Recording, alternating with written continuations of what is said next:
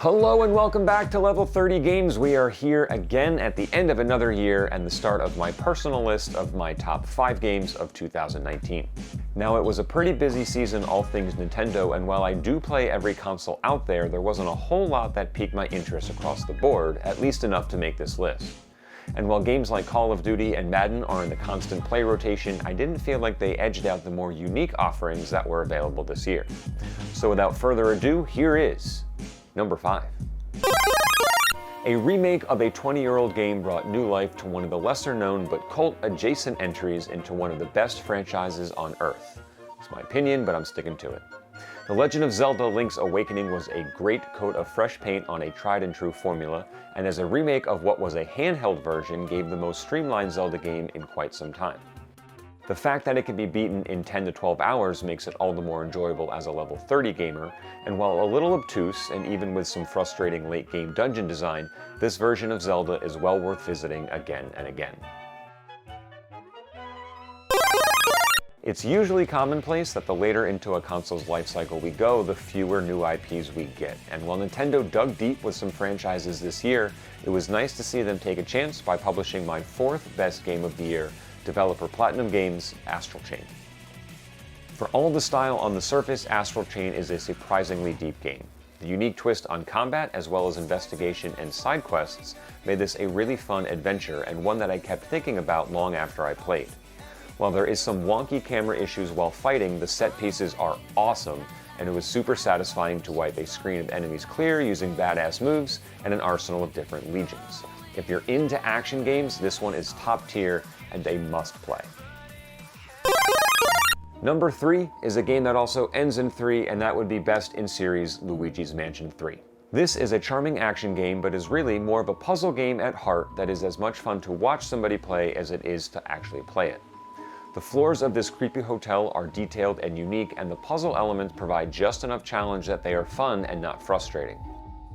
With tons of stuff to find and collect, it'll certainly keep you busy for some time, and while replayability is my only knock on this game as a whole, it still comes highly recommended.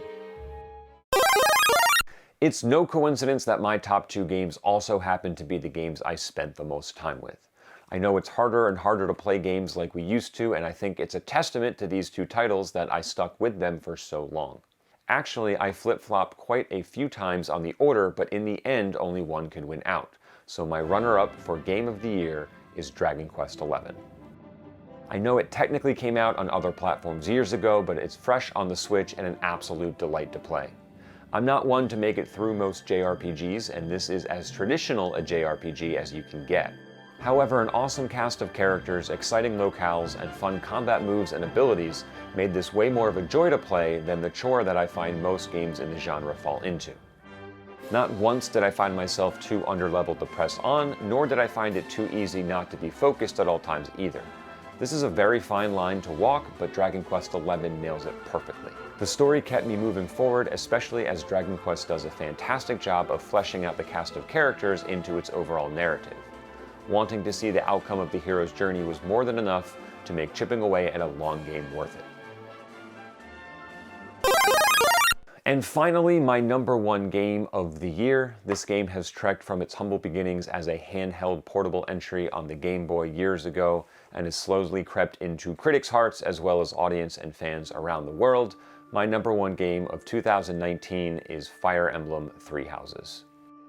The decision between Fire Emblem and Dragon Quest XI was tough, but in the end, story, characters, and weight of consequence won out and helped push this to the top spot. There were a few times in the story where my jaw dropped. Actions had meaningful consequences, as the wrong move could kill off characters I had spent dozens of hours getting to know, and ultimately, for me, that made the experience much better and substantially more memorable.